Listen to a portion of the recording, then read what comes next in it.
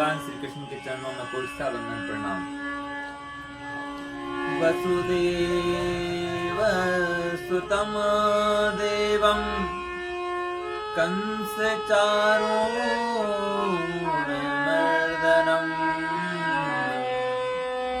देवकी परमानंदम कृष्णं वंदे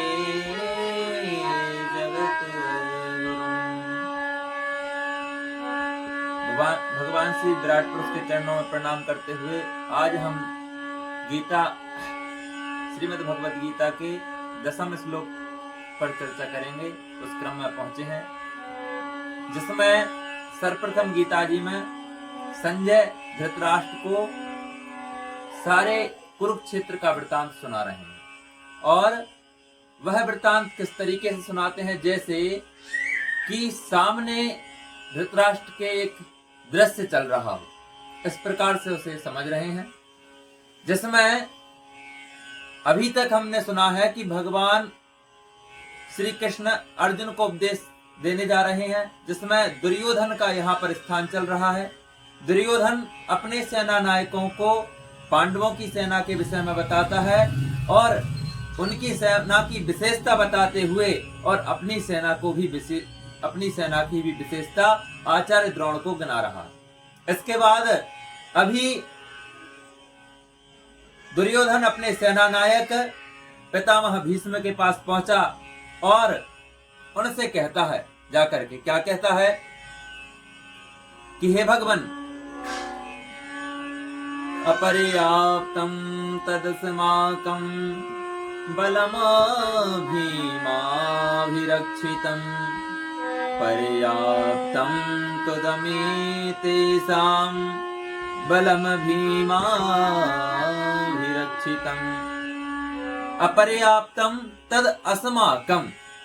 यहाँ पर दुर्योधन कह रहा है कि अस्माकं, हमारे पास भी कम सेना नहीं, हमारे पास भी पर्याप्त सेना है और बलम भीष्माभिरक्षितम्, और जो आपके द्वारा ही भीष्म पितामह भीष्म के द्वारा संरक्षित है, अर्थात हमारी विजय संभव है।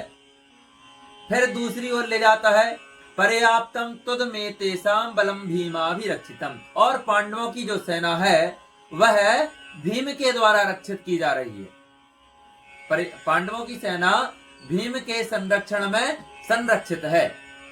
फिर यहाँ पर दुर्योधन अपना व्यंगार्थ भी बताता है। यहाँ पर ये भाव है दुर्योधन का कहने का कि जो भीम है वो नया युवक है, नया योद्धा है, और यहाँ मेरे सेना नायक जो हैं, जिसमें मेरी सेना संरक्षित है, वह स्वयं पितामह भीष्म है, जिनको पराजित करना देवताओं के बस की बात भी नहीं है।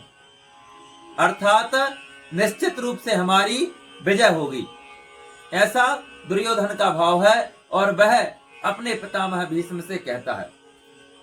फिर आगे के श्लोक में 11वें श्लोक में चर्चा करता है दुर्योधन कि अयनेषु च सर्वेषु यथा भाग्यमवस्थितः भीष्ममेवाभिरक्षन्तु भवन्तः सर्वैव